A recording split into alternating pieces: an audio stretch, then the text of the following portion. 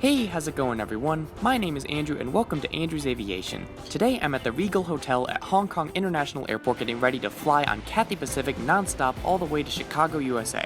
This ultra-long haul flight will take approximately 14 hours and 35 minutes and cover a great circle distance of over 12,000 kilometers. Our equipment will be the state-of-the-art 777-300ER and we'll be experiencing the whole thing in economy class. I reckon this will be an enjoyable flight, so let's check in and head to our gate.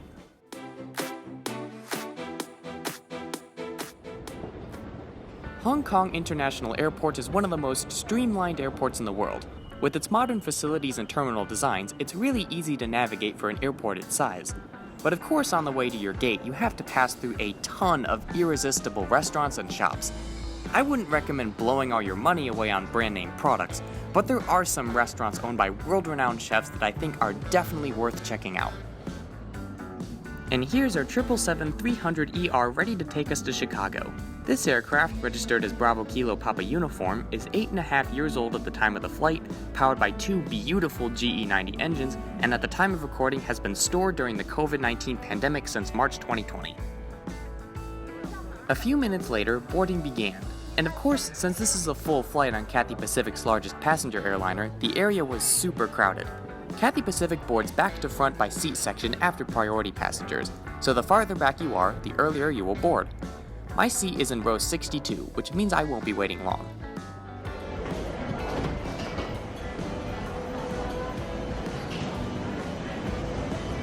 Hello. Thank you. Thank you. Cathay Pacific's 777s have a few different configurations, with some planes having a lot more business class seats than others. Papa Uniform is one of those planes with a truckload of business class pods. Out of the 294 seats on this plane, 53 of them are business, 6 are in first, 34 are premium, and 201 are economy. The economy section here is divided into the more cramped 10 abreast seating in a 343 configuration. Cathay Pacific used to have the standard 333 layout in economy, but decided to densify its fleet in 2018 to a more common 343 layout because, money. From the articles I've read, Cathay Pacific has no regrets in their decision, and the public doesn't mind the change too much. So here's my view from seat 62A. We're pretty far back, but I think this seat is one of many good midpoints from the bathrooms and the kitchen. And we're close enough to the wall to see the plane's nose wheel camera. Alright, welcome on board everyone.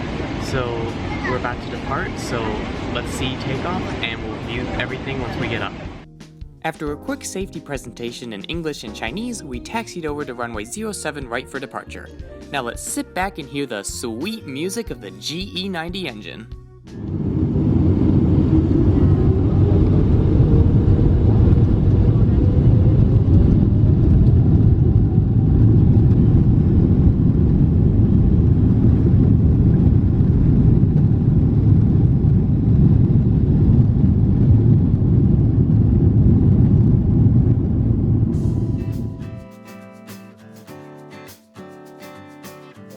As we climbed out of Hong Kong, we passed over the city and got some beautiful views of Hong Kong's old airport, Kai Tak, the airport that is famous for its dangerously low approaches over the city.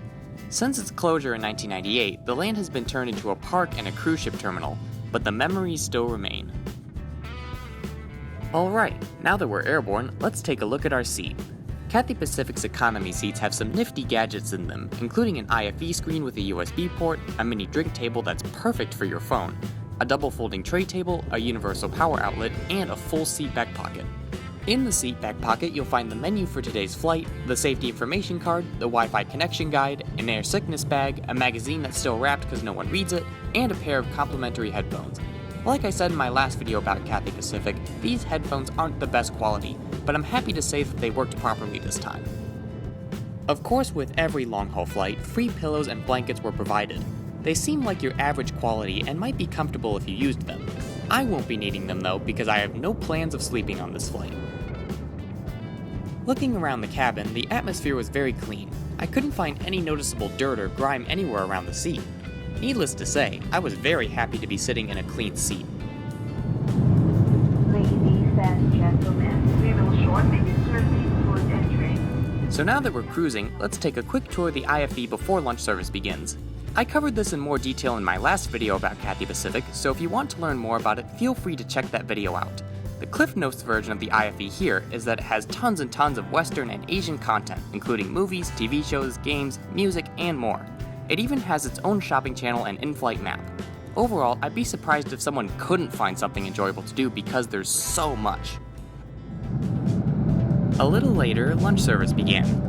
The crew first brought around a cart offering drinks and small snacks to all the passengers. I didn't want to fill myself up too quickly before lunch, so I just opted for a small bag of peanuts and a Coke. On a side note, I don't know if it's just me, but Coke tastes really good when you haven't had it in a while, even on an airplane. It's kind of like that satisfying, refreshing feeling when you drink cold water in the middle of the night. For today's choice of meal service, we have either pork, beef, or mac and cheese. Since I'm not a vegetarian or a picky 5-year-old, I passed on the mac and cheese. I'm not saying that anyone who orders the mac and cheese is one of those things, but the other options just look a lot nicer in my opinion. Why not splurge when you get the chance? I mean, it's already paid for, right? Anyways, let's unwrap everything and see what we got. But hold on a second, let me try a new trick I learned from a mysterious magic man in Egypt. I'll freeze time and unwrap everything. Here goes. WURLDO! Hey, cool, that actually worked. I should use that more often. So for our main course, we have braised beef, potatoes, carrots, and green beans in a delicious red wine sauce. Off to the side, we'll find a corn and bean salad with chipotle sauce and bits of barbecue chicken. Next to that is a milk chocolate bar and a packet of butter for the bread roll. To the right of that is what I'm guessing is a cup for tea or a hot drink, which I guess I won't need because I already have a Coke. The entire meal comes with plasticware, napkins, an alcohol swipe, and a mini water bottle. So that's the grand lunch tour. Now let's dig in. They say come get it while it's hot, so I went straight for the beef first. The texture was a bit chewy, but the flavor was nice and savory. Next were the green beans. There wasn't much flavor given to these and the taste was okay, but it was much better dipped in the red wine sauce. The rest of the meal was overall pretty good. Adding barbecue chicken to a corn and bean salad seemed a little wacky to me, but it turned out okay in the end. The bread, butter, and chocolate were nothing to brag about if you ask me, but since I was hungry, I'd rather have them than not. The real treat came after the meal, when the crew passed around some Mövenpick ice cream. This is a Swedish brand of ice cream that is mass-produced around the world. I wouldn't put it on the same level as Häagen-Dazs or Bluebell ice cream, but, you know, ice cream is ice cream. Alright, now that lunch is over, it's time for a movie binge. And we all know that the best place to watch movies you missed for free is on a plane. You know, watching movies on a long-haul flight is kind of like how you spend your weekends with nothing to do. The times where you just sit in one place screwing around on your devices waiting for the next meal, am I right? But of course, no movie binges are complete without some unhealthy snacks along the way.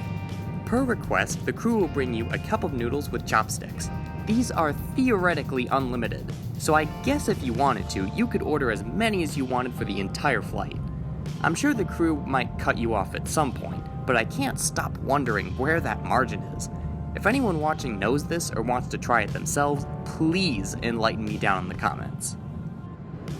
If you're not a fan of a ton of carbs and sodium that a cup of noodles is, Cathay Pacific has snack stands set up in all the galleyways where you can fix yourself a drink and grab yourself a piece of fruit or another salty sweet snack.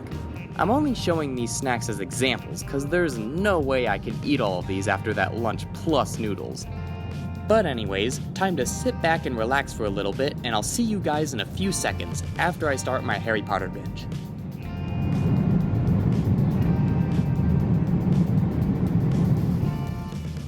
Okay, I feel like I need to get up, but I don't want to bother my sleeping seatmates.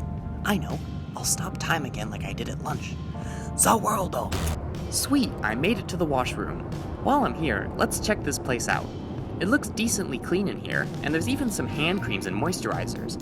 There's mirrors all around and a foldable tray table for, servicing your child. Overall, just your average long-haul bathroom with some lotion.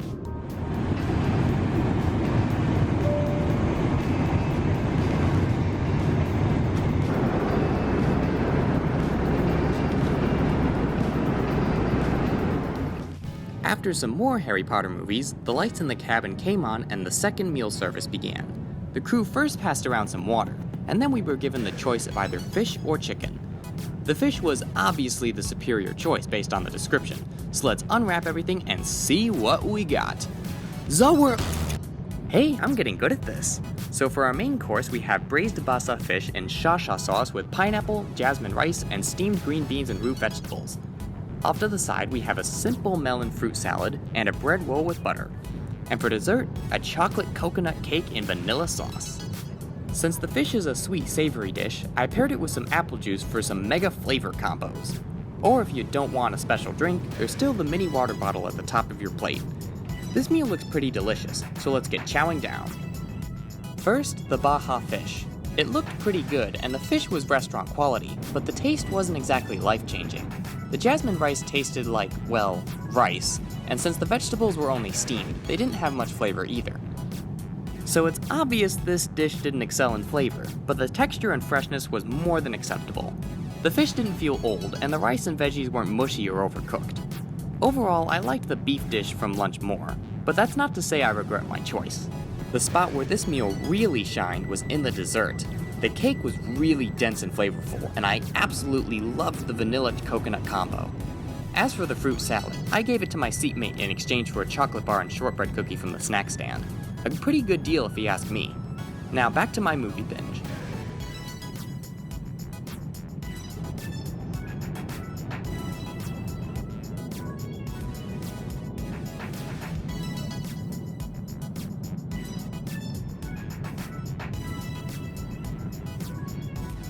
Before we landed, I felt like checking out Cathay Pacific's destination page. It wasn't much use to me since Chicago is my home airport, but for anyone else, it's a great thing to check out for finding things to do when you land. I also reminisced in some classic violent cartoons and played a few games before we began our descent into the Windy City. So overall, how was my flight on Cathay Pacific? Taking into account my experiences and the prices I paid, Cathay Pacific scored exceptionally well. The meals and snacks were plentiful and tasty, the crew had an average friendly and attentive service on and off the ground, the aircraft was clean, and I was more than happy with the entertainment selection. I can confidently say that this was a very enjoyable flight based on my criteria. Also, since I've flown Cathay Pacific before, I can say that based on both flights, they have a great level of consistency in their economy class product. That just means I got the exact same thing on both flights and I didn't have to expect anything different. They've definitely earned their 5-star rating from Skytrax.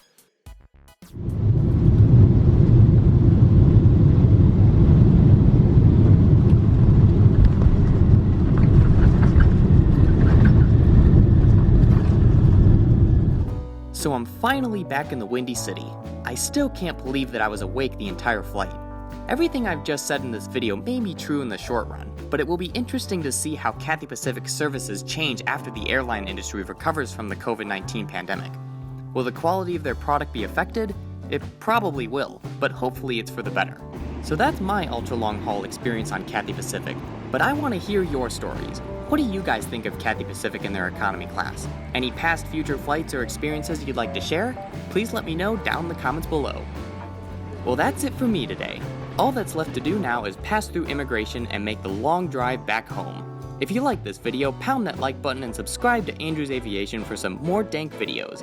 And, as always, have a wonderful day everyone, and stay safe.